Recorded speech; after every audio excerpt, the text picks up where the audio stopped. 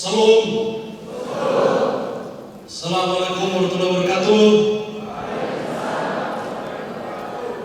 Salve. Om Swastiastu. Namo Buddhaya. Salam kebajikan. Rahayu. Salam sehat untuk kita semua. Yang saya hormati Bapak Wakil Gubernur Nusa Tenggara Timur, Bapak Irjen Pol Purnawirawan DRS Juni Asadoma MHum. Mari kita aplaus untuk beliau.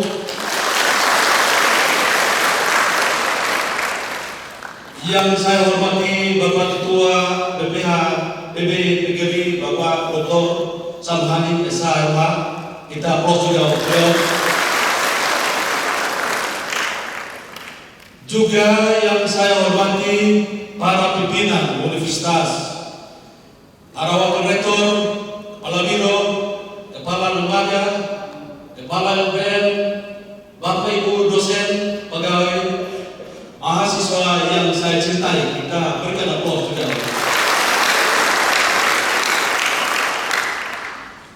Pertama-tama saya mengajak kita semua, mari kita mengucapkan syukur pada Tuhan Yang Maha Esa karena atas berkat dan anugerah lindungannya kita boleh dapat diizinkan Tuhan bertemu di tempat ini untuk melaksanakan momen pembekalan KKN yang dihadiri oleh pemerintah kita, dan ini adalah luar biasa bagi kita.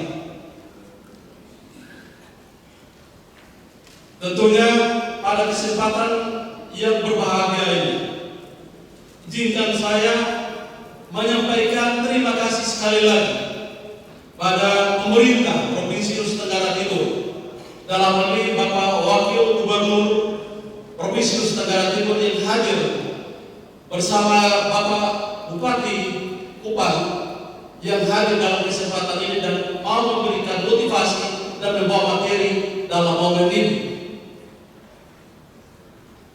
Dan untuk itu saya berharap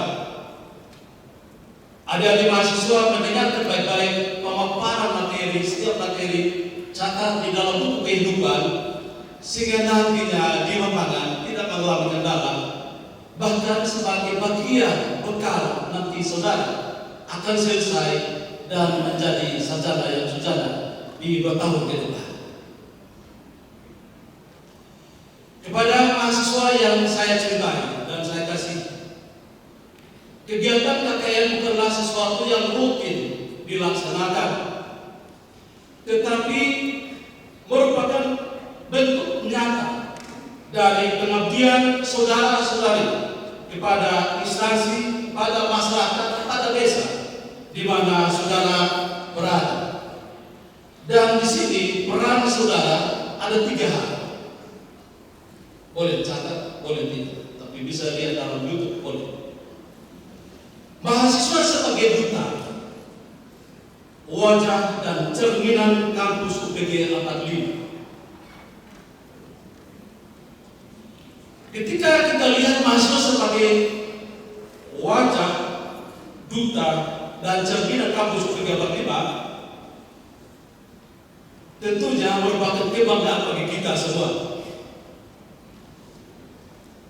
Sebagai duta kampus, kalian merupakan perwakilan resmi dari kampus ini. Untuk itu, jaga sikap tutur kata berlaku kalian, karena kalau kalian akan dinilai oleh masyarakat selama 2 bulan. Dan kemudian juga sebagai gambaran kualitas mahasiswa dan sivitas akademika UPG 45. Maka jagalah integritas, tunjukkan semangat pengabdian, dan bangun komunikasi yang santun dalam membangun. Sebagai wajah kampus, kalian tentunya sebagai mahasiswa, masyarakat akan menilai saudara sebagai insan kampus UPG 45 NTT.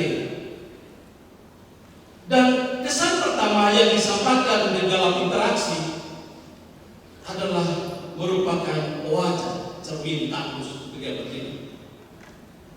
Untuk itu tampilkan wajah yang baik, wajah yang baik. Dalam hal ini citra positif, ramah, sopan, terbuka, peduli terhadap kebutuhan masyarakat. Jadilah mahasiswa yang menyenangkan dan membumbui. Yang ketiga, tentunya saudara mahasiswa jadi cerminan kampus UPG 45. Apa yang mahasiswa tunjukkan melalui tindakan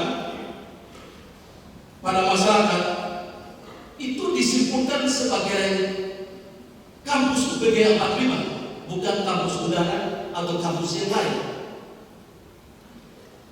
Oleh karena itu, 6 semester saudara telah belajar.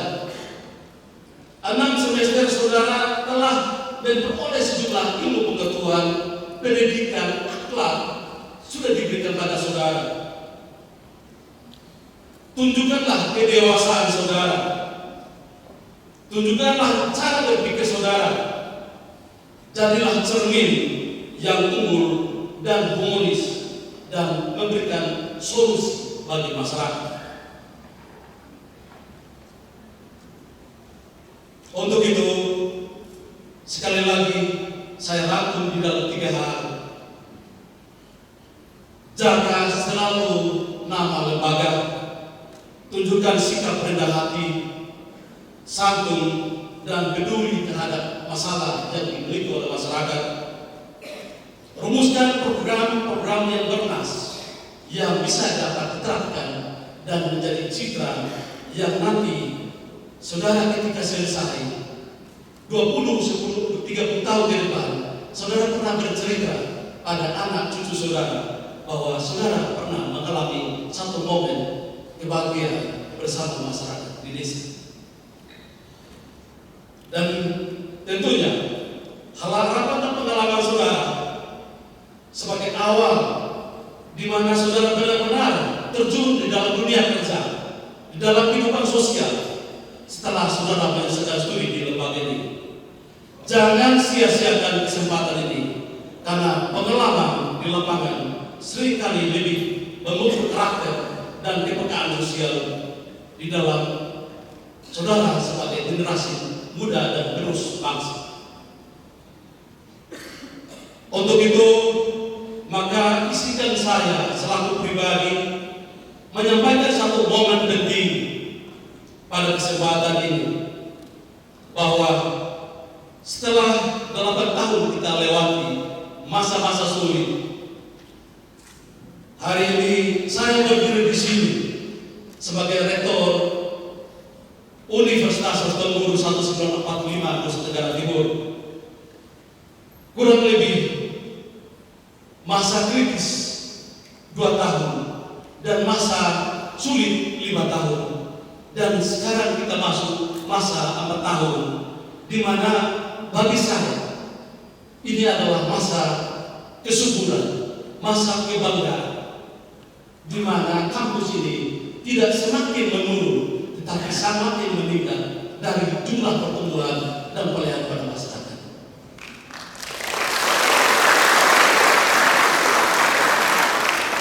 Masa rektor itu adalah sebuah kepercayaan yang dianugerahkan Tuhan pada saya, dan akan berakhir tanggal 14 Juni 2020. Untuk itu, mari kita doakan untuk pemilihan rektor selanjutnya mendapatkan orang terbaik dari kampus ini, dari lembaga ini, untuk tetap melanjutkan perjuangan.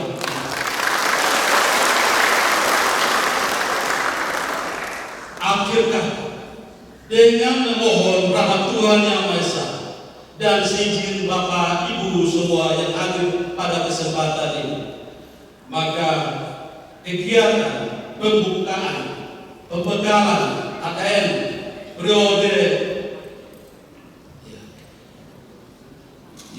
Bapak Bupati ada masuk, kita tahan sedikit. Mari kita berikan juga pos untuk alumni yang hari ini.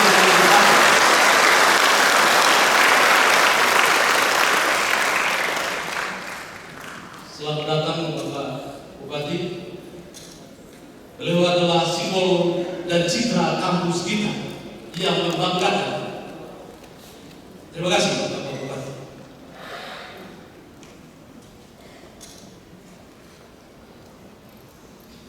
Kita berikan aplaus untuk kehadiran Bapak Bupati.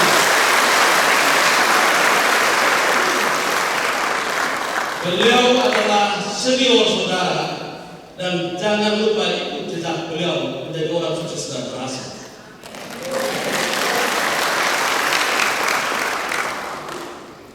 Akhir kata, dengan memohon rahmat Tuhan Yang Maha Esa dan izin Bapak Wakil Gubernur, Bapak Bupati, Bapak Ketua BPH dan kita semua yang hadir, maka kegiatan pembekalan KKN Universitas Persatuan Guru 1945 Nusa Tenggara Timur periode Juni-Juli 2025 secara resmi saya nyatakan dibuka.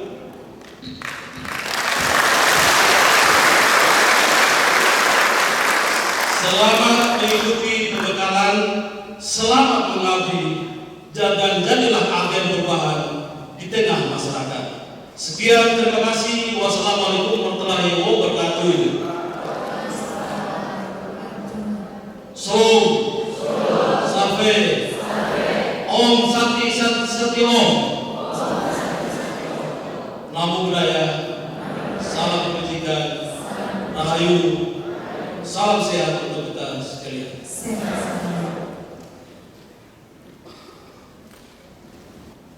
Selanjutnya, penyematan tanda peserta Kukerta tahun 2025 perwakilan dari 11 prodi disilakan maju ke depan.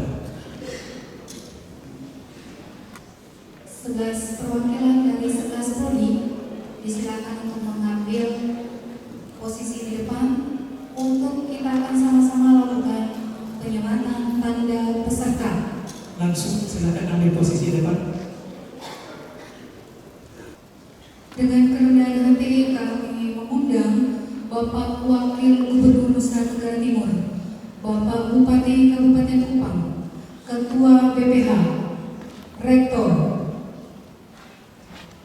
Ibu Ketua LPM, Wakil Rektor 1, Wakil Rektor 3, Bapak Temi Imunau mewakili dekan, Kepala BA KBSI, dan perwakilan BPL Ibu Putu.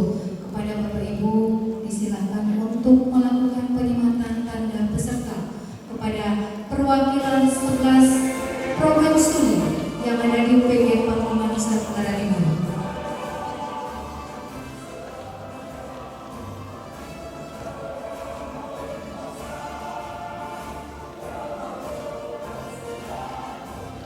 Ibu Ulfi selaku Korwas PGRI Kota Kupang.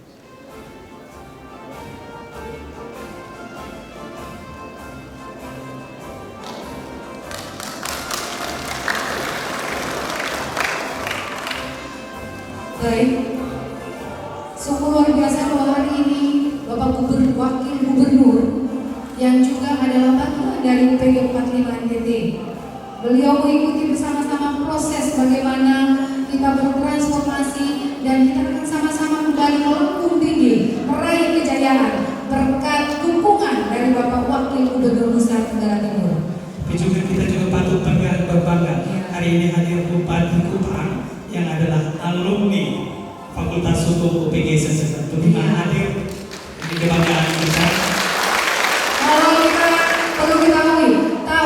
2022, Bapak Bupati hadir di ruangan ini untuk mengikuti pembekalan KKN.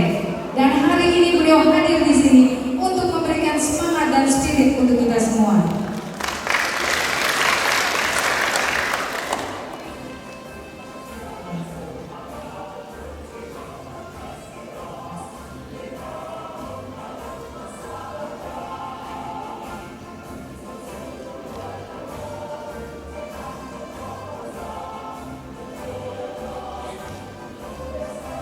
Dan kita akan melanjutkan dengan pengambilan gambar bersama.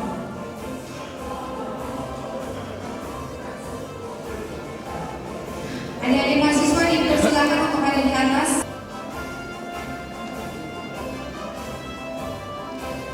Pengambilan gambar selesai. Bapak Ibu pimpinan disilakan kembali ke tempat duduk. Baik, kita telah melakukan acara pembukaan dan kita akan langsung masuk pada acara pembekalan. Dan pembekalan di sesi yang pertama ini akan dilakukan secara panel oleh pemateri 2 sekaligus oleh Bapak Wakil Gubernur dan Bapak Bupati Kabupaten Kupang yang akan dimoderatori langsung oleh Bapak Ketua PPH PGRI Nusa Tenggara Timur. Untuk itu dengan kerendahan hati kami mengundang para narasumber ketua orang hebat di NTT dan Kabupaten Kupang dan Bapak Ketua PPH.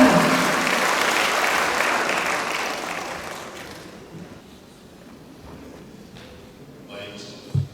Selamat pagi. Orang sama anak bangun dulu.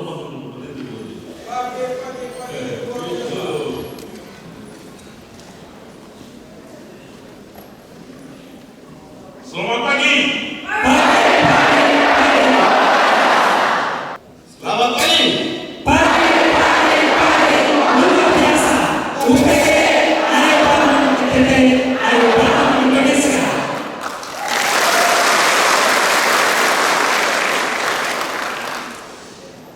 Duduk kembali dulu.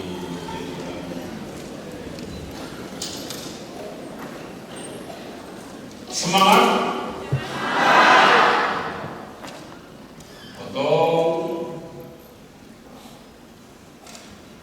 Ada kegiatan hari ini sebelum seluruh para mahasiswa dosen di lapangan turun di tengah-tengah masyarakat untuk menciptakan serta terciptanya pembangunan, baik itu pembangunan di pedesaan, kabupaten, kota, dan kampus. Ada pemateri-pemateri hebat yang akan membawa materi sebagai bekal. Bekal ini ada 3 fungsi, yaitu bekal visi misi dan bekal gizi untuk mahasiswa nanti ketika setelah sarjana. Ingat, visi misi dan gizi.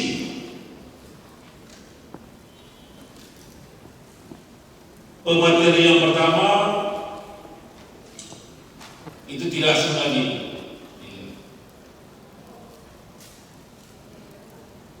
dibawakan oleh Bapak Wakil Gubernur Nusa Tenggara Timur. Ada yang sudah kenal beliau belum?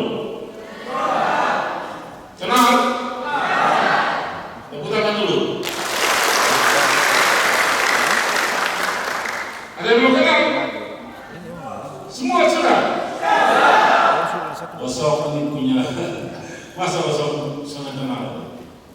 Kemarin saya menteri yang keras-keras, kalau Osok sudah kenal, gitu kan? Ya, ini tentang Perdana Pemerintah Provinsi Nusa Tenggara Timur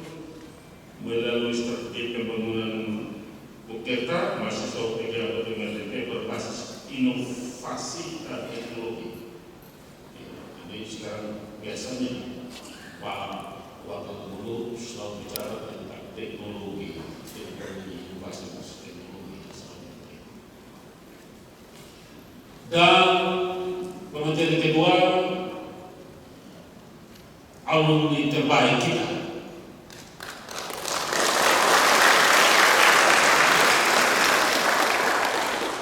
Dua 2023 beliau duduk seperti kalian ini. Sekarang beliau sudah kalian yang mengangkat beliau, kalian menghormati beliau sehingga beliau telah menjadi bupati Kabupaten Kota. Tepuk tangan dulu. Ya, mudah-mudahan setelah ini ada dari kalian yang bisa mau menjadi seperti beliau. Luar biasa ya. Kita masih ada ya yang jauh-jauh kita yang alumni yang terbaik-terbaik. Ada Bupati BIM Pak Willy, itu alumni kita ya. Kita untuk itu juga benar-benar kualitas yang orang perhitungkan bahwa PG 45 NTT tidak boleh dipandang sebelah mata. Karena ketika bicara tentang produk itu bicara kualitas yang terbitkan di luar yang dihadirkan oleh masyarakat. Betul. Ini Bupati Bapak Menteri Kolaborasi Pemerintah Daerah PG 45 Kabupaten Kupang dan PG 45 dalam meningkatkan pembangunan masyarakat Kabupaten Kupang. Ini visi dan misi beliau yang bagus sehingga menjadi prioritas. Baik, ini Pak Wagub dan Pak Bupati, ini ada panel. Jadi Pak Wagub, jadi Pak Wagub duluan, setelah itu baru Pak Bupati. Ya, setelah itu kita memberikan kesempatan kepada para mahasiswa melakukan pertanyaannya. Setuju? Tidak berpanjang-panjang waktu, sesingkatnya kami memberikan visi-visi dan misi ini kepada Bapak Wakil Gubernur Nusa Tenggara Timur untuk membawa materi. Kalau Bapak waktu dari kesempatan. Terima kasih. Terima kasih Bapak Dr. Samuel Halim sebagai Ketua BPH UPG 45. Salam. Assalamualaikum warahmatullahi wabarakatuh. Om Swastiastu. Namo Buddhaya. Salam kebajikan. Salam sehat untuk kita semua. Salam bahagia. Salam bahagia. Baik, yang saya hormati Bapak Dr. Sam Halim sebagai Ketua BPH UPG 45. Yang saya hormati Bapak Bupati Kabupaten Kupang sebagai salah satu alumni daripada UPG 45 yang sukses. Bapak Rektor beserta seluruh sivitas akademika UPG 45 yang tidak dapat sebutkan satu persatu, yang saya banggakan dan saya kasihi seluruh mahasiswa-mahasiswi UPG 45 yang ada di ruangan ini. Pertama, kita bersyukur pada Tuhan karena atas rahmat dan karunia-Nya kita semua bisa ada di tempat ini. Saya diundang sebagai salah satu narasumber atau pembawa materi pada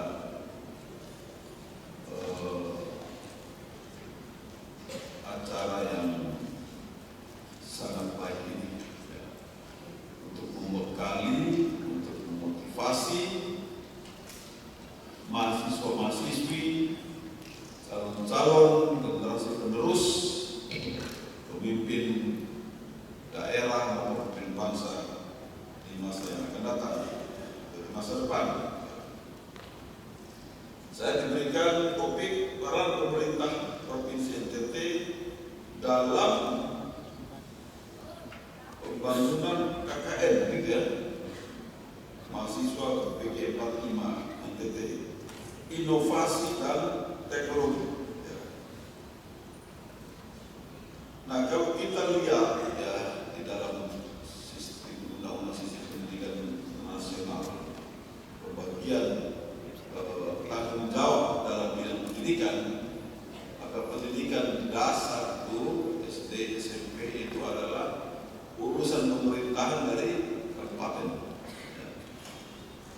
Kemudian SMA itu adalah urusan pemerintahan dari provinsi.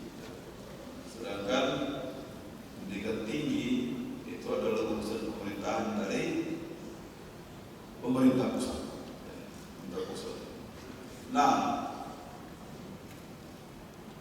dalam pelaksanaannya tentu tidak mungkin baik pemerintah kabupaten, baik pemerintah provinsi yang itu tutup mata, buta, masa bodoh terhadap perkembangan pendidikan di NTT ini. Ya. Bupati bisa juga ikut mendorong, mendukung, memfasilitasi ya, program-program pendidikan daripada universitas atau pendidikan tinggi dengan misalnya ya memberikan isu-isu strategis, isu-isu yang menjadi permasalahan masyarakat kepada pendidikan tinggi untuk dibahas, untuk dianalisa dan diberikan masukan-masukan kepada pemerintah kabupaten kota.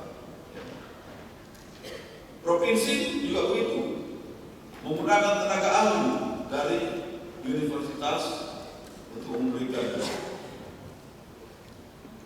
masukan, analisa ya bagi pembangunan. Juga bisa menyiapkan sarana prasarana, fasilitas dan sebagainya bagi pendidikan tinggi. Ya.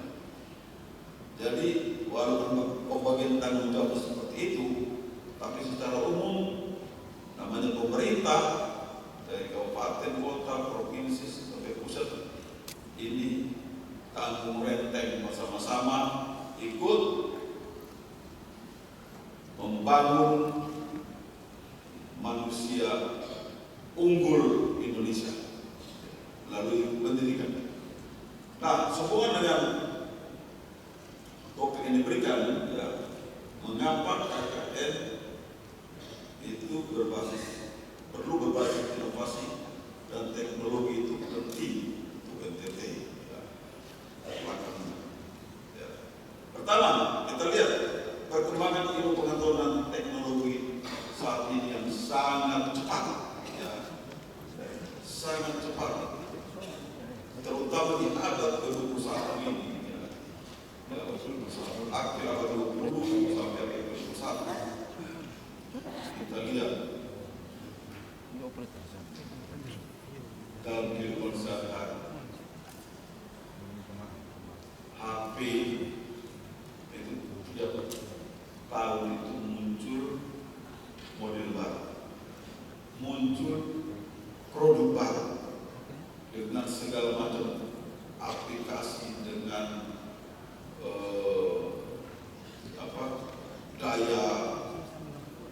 daya mengolah data yang begitu cepat, ya. Dalam hitungan detik kita sudah bisa mendapatkan informasi-informasi penting bagi kebutuhan pengetahuan kita, bagi kebutuhan hidup kita. Dulu waktu kami masih SMP, SMA, bahkan masih sekolah, saya di Akpol, Pak Sam dan Pak Fatih di universitas.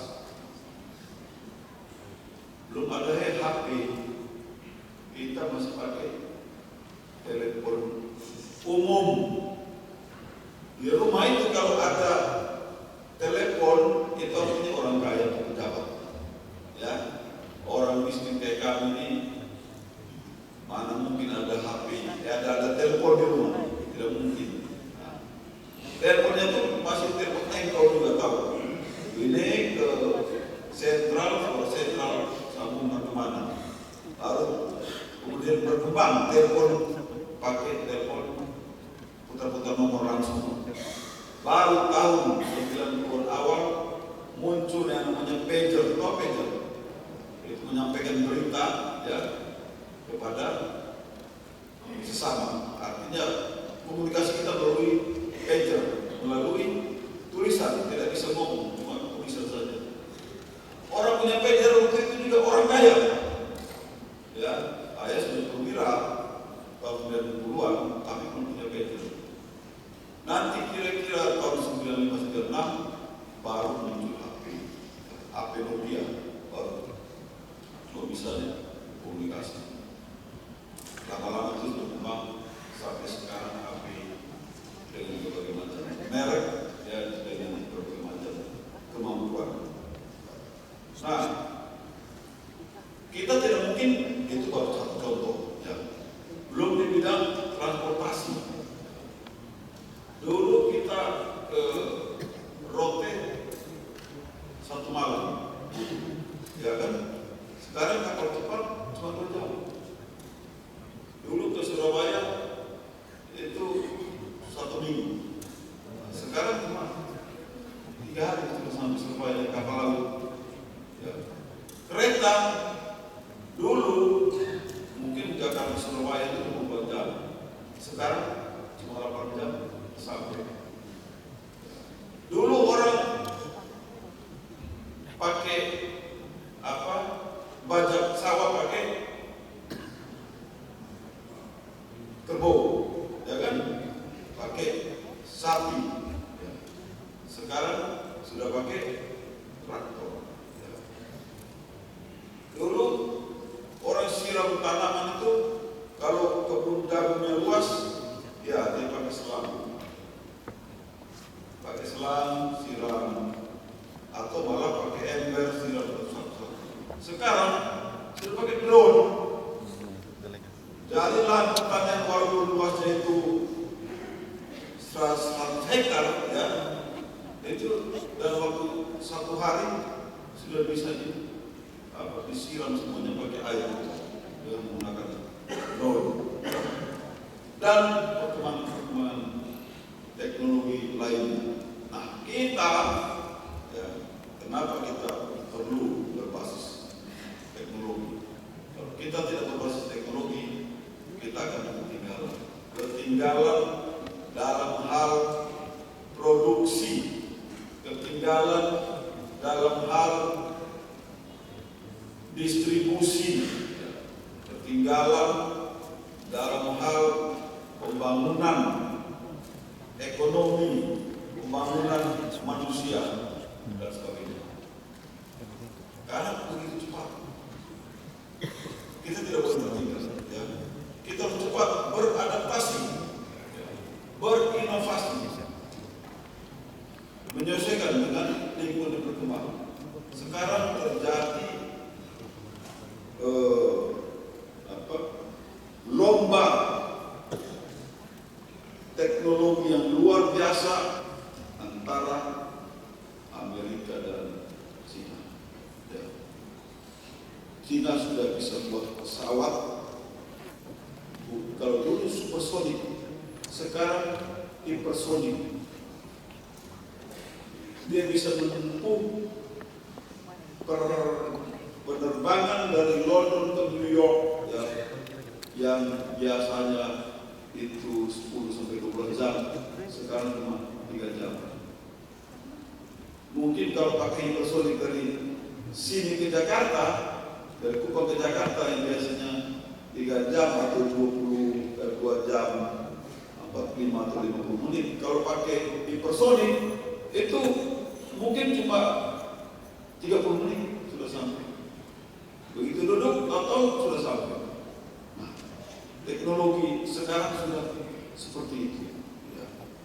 Kita pelan-pelan mengarah ke negara maju di bawah pimpinan Bapak Presiden Prabowo. Ya.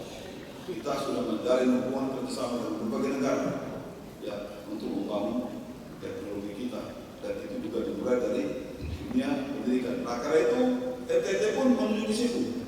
Akselerasi pembangunan tanpa menggunakan teknologi pembangunan kita akan berjalan lambat, berjalan di tempat, ya, yaitu orang sudah pakai traktor, sudah pakai drone, sudah intensifikasi dan ekstensifikasi pertanian misalnya, dengan 1 hektar hasilnya itu bisa misalnya 10 ton beras 1 tahun 3 kali panen. Ya. Kita ya karena masih tradisional 1 tahun 1 kali panen 5 ton saja, tidak bisa 10 ton. Nah, ini akselerasi pembangunannya itu di situ, ya. Sehingga kita tidak boleh tinggal dalam teknologi. Kemudian apa lagi? Mahasiswa yang KKN ini memang harus punya wawasan tentang teknologi, tentang IT, ya, tentang berbagai macam perlengkapan kebutuhan dari masyarakat. Ya, apa masyarakat butuh di tempat itu. Jadi sebelum berangkat, mahasiswa sudah membekali diri dengan memahami kondisi masyarakat di mana dia akan KKN. Itu masyarakat, misalnya berapa sih jumlah masyarakat di situ, sudah harus tahu. Ya. Apa mata pencarian di situ? Bagaimana tingkat pendidikan di situ? Ya. Bagaimana kondisi sekolah-sekolah di situ? Bagaimana pendapatan atau pertumbuhan ekonomi di tempat tersebut? Bagaimana kehidupan adat budaya di tempat tersebut? Ini mahasiswa sudah harus punya data seperti itu sebelum turun, ya. Jadi jangan datang dengan kampung tidak tahu apa-apa tentang daerah tersebut. Sebelum berangkat sudah ada data. Ya. Bagaimana adat istiadat supaya kita juga begitu datang kita cepat menyesuaikan dengan adat istiadat dan kita diterima oleh masyarakat setempat. Ya. Kemudian apa? Apabila adat istiadat tersebut kira-kira ya, kurang begitu maju, kita harus cerdas berinovasi. Ini dibutuhkan lagi inovasi. Jadi inovasi itu bukan dalam hal teknologi, tapi dalam sosial budaya pun kita berinovasi. Saya menitipkan satu hal, ya. Stunting kita ini sangat tinggi, bahkan paling tinggi di Indonesia. Penyebab stunting itu ada 3. Satu adalah masalah nutrisi, ya, masalah gizi. Yang kedua adalah masalah lingkungan, masalah kebersihan lingkungan. Yang ketiga adalah adat budaya. Bagaimana kondisi pertumbuhan anak-anak di situ? Ini tanggung jawab umum kita semua. Cari tahu data stunting di misalnya mau ke kecamatan Amfuang Selatan, cari tahu data stunting di situ bagaimana, berapa jumlah anak-anak di situ, ya, berapa yang menderita stunting, kenapa menderita stunting. Begitu masuk Anda sudah punya data itu dan lihat, amati, cermati, analisa, ya, bagaimana kehidupan mereka, apa saja sih yang dimakan oleh masyarakat di situ. Bagaimana lingkungan kebersihannya, bagaimana adat budaya.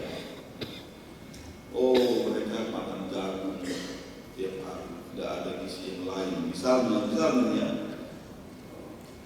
tidak pernah makan telur, tidak pernah minum susu, makan kacang hijau, sayur mayur, ikan. Lihat anak-anaknya, wah kurus-kurus, ya, pendek-pendek. Nah, ini penyebab stunting. Yang kedua, bagaimana kebersihannya? Ya,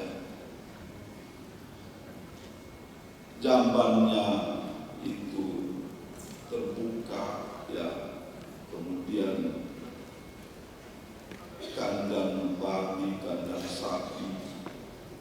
samping rumah, ya, rumah tidak punya ventilasi yang cukup, udara yang cukup, sinar matahari yang cukup, ya, kotor, halaman tidak pernah disapu, dibersihkan.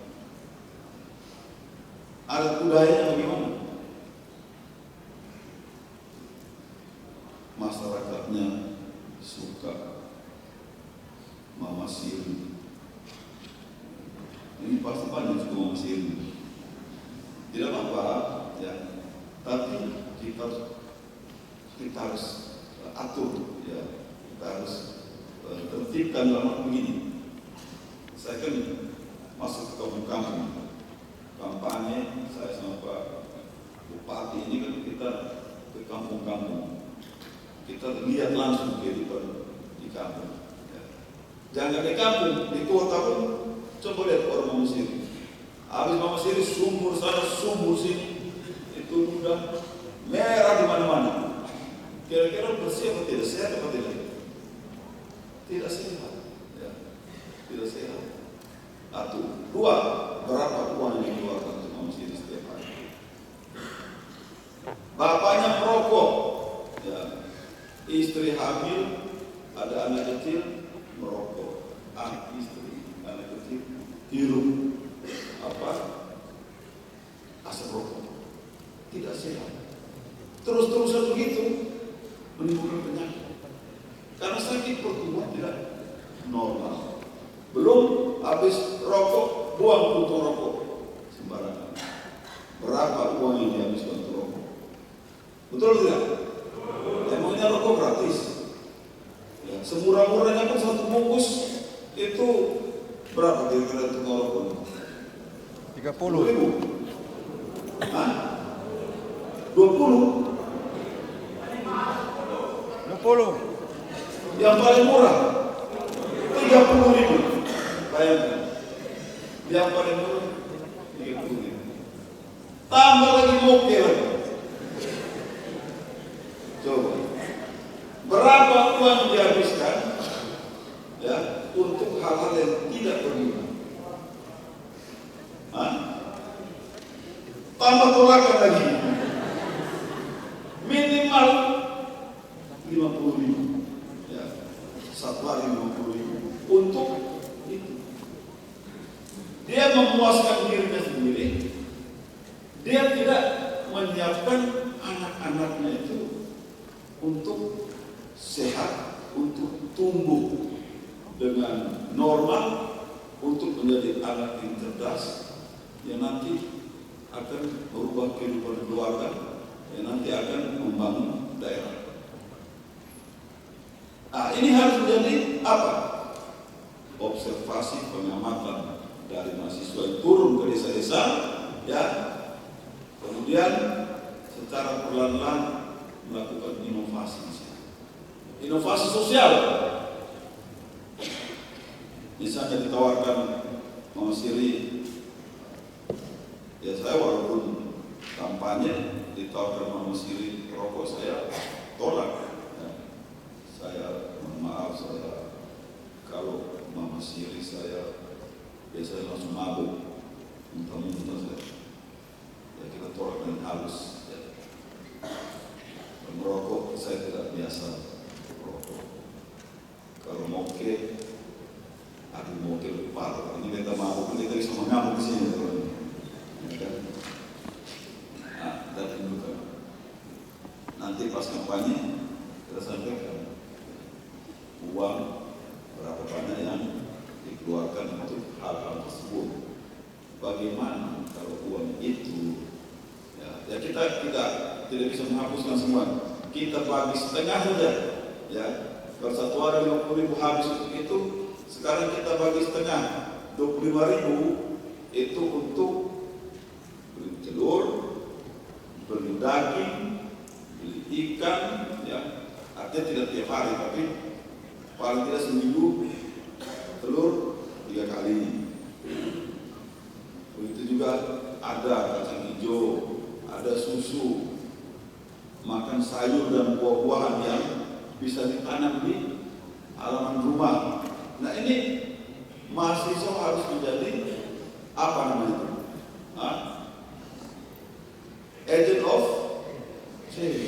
agen perubahan, itu juga satu inovasi sosial. Jadi ada inovasi teknologi yang tadi saya sebutkan itu. Yang kedua adalah inovasi sosial, ya. Kemudian yang ketiga, bagaimana kita mengajarkan masyarakat, ya, untuk bekerja, untuk memanfaatkan semua potensi yang ada. Lahan-lahan kosong tidak boleh dibiarkan kosong, ya.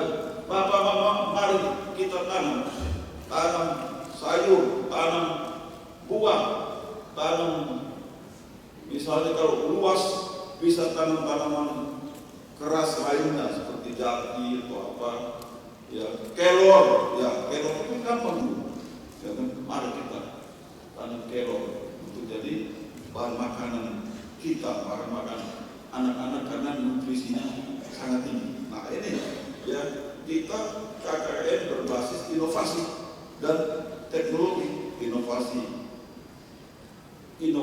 teknologi dan inovasi sosial, ya. Nah, bagaimana strategi pembangunan pada KKN? Satu, pemberdayaan, ya, fokus pada pemberdayaan masyarakat lokal, ya.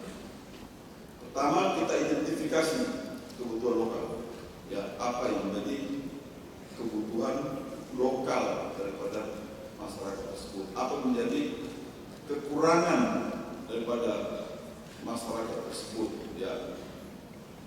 Maka dengan potensi yang ada, kita bersama-sama memberdayakan masyarakat. Seperti tadi saya bilang, ya, kekurangannya ternyata mereka tidak pernah makan sayur, ya. Maka hari, ya, bapak mama besok pagi atau besok sore kita bikin beda untuk tanam sayur, ya. Sayur apa saja, ya, yang ada bibitnya di situ diajar atau dimotivasi. Kita tidak boleh malas, kita rajin. Mahasiswa kerja, ya. Apa yang ada di situ? Ada linggis, ada pacul dan ragu-ragu untuk kerja. Di situ juga Anda mengasah, ya, kepedulian sosial, Anda mengasah kerajinan Anda, ya, Anda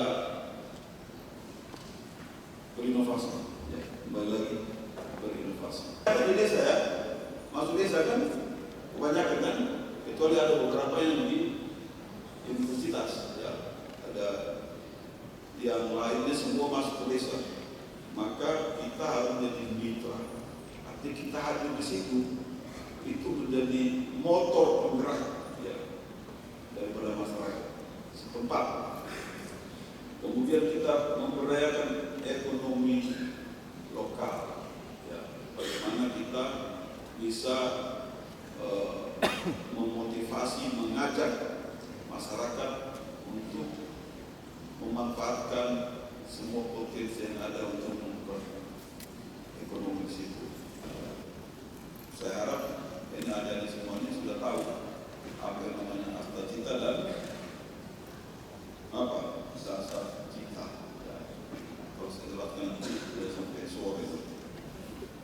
Membangun sumber daya manusia unggul, ya, memahami permasalahan masyarakat, mencari solusi, ya, penguatan kecakapan, transfer ilmu dan teknologi, sekaligus kita, kalian mahasiswa itu belajar memanage diri, belajar untuk menjadi pemimpin di situ, ya.